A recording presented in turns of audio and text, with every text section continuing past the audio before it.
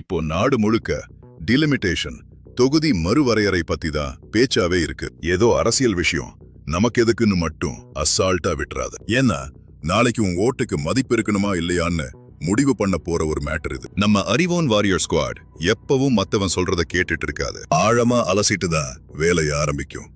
அதனாலதான் இந்த வீடியோ. யோசிச்சு பாரு, நீ கஷ்டப்பட்டு படிச்சு ஒரு சிறு சிஸ்டத்தை ஃபாலோ பண்ணி உன் வாழ்க்கையை செட்டில் பண்ற.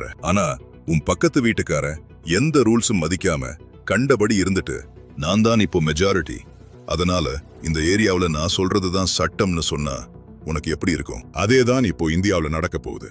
சரியாக சொல்லணும்னா இது ஒரு அதிகார போர். ஒரு எம்பி எத்தனை பேரை ரெப்ரசென்ட் பண்ணணும், அதுதான் இந்த டெலிமிட்டேஷன். ஒன்ல சுதந்திரம் கிடைச்ச புதுசுல ஃபர்ஸ்ட் சென்சஸ் எடுத்தாங்க.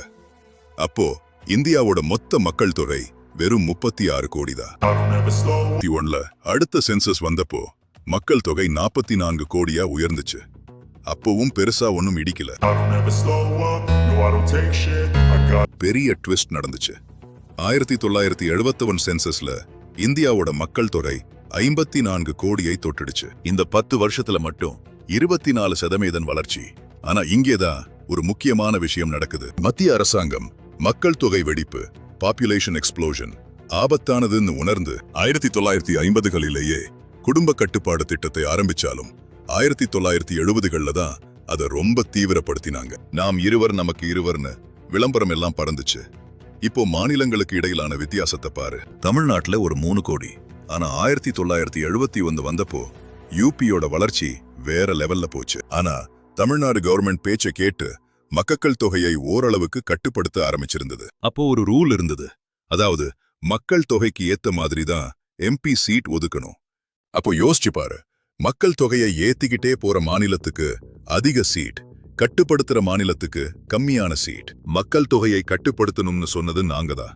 அதை சரியா செஞ்ச மாநிலங்களுக்கு சீட்டை குறைச்சு தண்டனை கொடுக்க கூடாதுன்னு சொல்லி 1971 சென்சஸ் கணக்குப்படியே 2001 வரைக்கும் இந்த எம்பி சீட் எண்ணிக்கையை ப்ரீஸ் பண்ணிட்டாங்க. ஆனா கதை அங்க முடியல. 2001 வந்தப்போ அப்போ இருந்த வாஜ்பாய் கவர்மெண்ட் பார்த்தாங்க, இன்னும் வட மாநிலங்களுக்கும் தென் மாநிலங்களுக்கும் இடையிலான மக்கள் தொகை வித்தியாசம் குறையல, இன்னும் கேப் அதிகமா தான் இருக்கு. அதனால இதை இன்னும் 25 வருஷத்துக்கு எக்ஸ்டெண்ட் பண்ணி 2026 வரைக்கும் லாக் பண்ணிட்டாங்க. அந்த 2026 டெட்லைன் தான் இப்போ நம்ம வாசல்ல வந்து நிக்குது.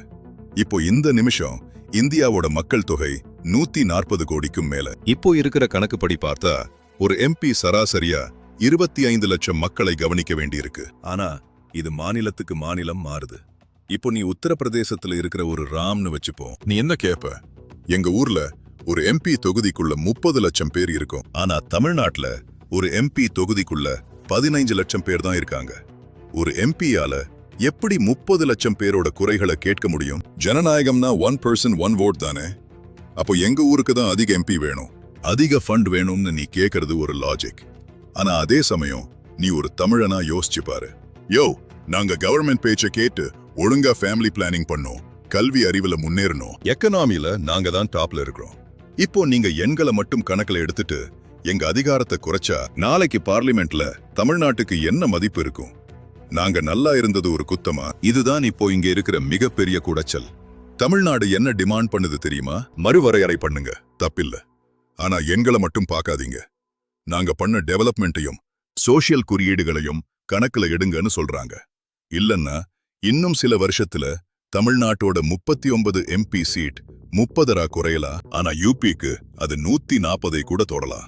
அப்புறம் இந்தியாவோட அரசியலை தீர்மானிக்கிறதுல தென் மாநிலங்களுக்கு என்ன பங்கு இருக்கும்? இது வெறும் அரசியலா மட்டும் இல்லாம உன் மாமாநிலத்தோட வருமானம், உனக்கு கிடைக்க வேண்டிய சென்ட்ரல் ஃபண்ட் எல்லாத்தையும் எப்படி தலைகீழா மாத்த போகுதுன்னு சொல்றேன். ஏன்னா அந்த புது பார்லிமெண்ட் கட்டடத்துல 888 சீட் இப்போவே இதுக்காகத்தான் ரெடியாகி இருக்கு. நிச்சயமாக அரசு தரப்பு வாதங்களையும் அதனால் வரப்போகும் நிதர்சனமான எண்களையும் இன்னும் ஆழமாக அலசுவோம். அந்த ராம் செல்வம் கதையை யோசிச்சு பார்த்தீங்களா? சரிடா, ஏதோ சீட் குறையுதுன்னு சொல்றியே, அதுல எனக்கு என்ன நஷ்டம்னு நீ கேட்டா அங்கதான் மேட்டரே இருக்கு. இப்போ நம்ம பார்க்க போறது வெறும் அரசியல் கிடையாது. இது உன் பாக்கெட்ல இருக்கிற காசுக்கும் உன் மாநிலத்தோட கௌரவத்துக்கும் சம்பந்தப்பட்ட விஷயம். முதல்ல இப்போ கவர்மெண்ட் சைட்ல இருந்து வர்ற ஒரு முக்கியமான வாதத்தை பார்ப்போம். அரசு என்ன சொல்லுதுன்னா, நாங்க எந்த மாநிலத்தோட சீட்டையும் குறைக்க போறதில்ல, எல்லா மாநிலங்களுக்கும் சரிசமமா ஒரு 50% சீட்களை ப்ரோரேட்டா அடிப்படையில உயர்த்த போறோம்னு ஒரு யோசனை இருக்கு. அதே மாதிரி உத்தரப்பிரதேசத்துக்கு 80லிருந்து 120 சீட் கிடைக்கும். இது கேட்க நல்லா தான் இருக்கு. எங்க சீட் குறையிலையே, அப்புறம் என்னன்னு நீ நினைக்கலாம். தமிழ்நாடு 30 தொகுதியா இருந்தப்போ யூபி 60 தொகுதியா இருந்துக்குச்சு. நம்ம 40 வந்தப்போ அவங்க 80 தொகுதிக்கு போனாங்க.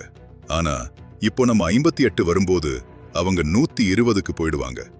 இடைவெளி அதிகமாயிட்டே போகும். அது மட்டும் இல்ல, இங்கதான் ஒரு பெரிய கான்ஸ் ஒளிஞ்சிருக்கு.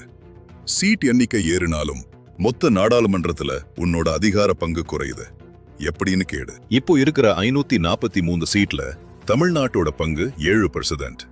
ஆனா எல்லா மாநிலத்துக்கும் 50% சீட் ஏத்திட்டு அதுக்கப்புறம் ஏதாவது ஒரு கவர்மெண்ட் மக்கள் தொகை அதிகமா இருக்கிற மாநிலங்களுக்கு இன்னும் கூடுதல் சீட் கொடுத்தா மொத்த சீட் எண்ணிக்கை 850ஐ தாண்டும். அப்போ தமிழ்நாட்டோட பங்கு 7%ல இருந்து 5% அல்லது அதற்கும் கீழே குறைஞ்சிடும். 1961 இருந்து 2021 வரைக்கும் வட மாநிலங்களோட மக்கள் தொகை வளர்ச்சி 140% வரைக்கும் இருந்திருக்கு.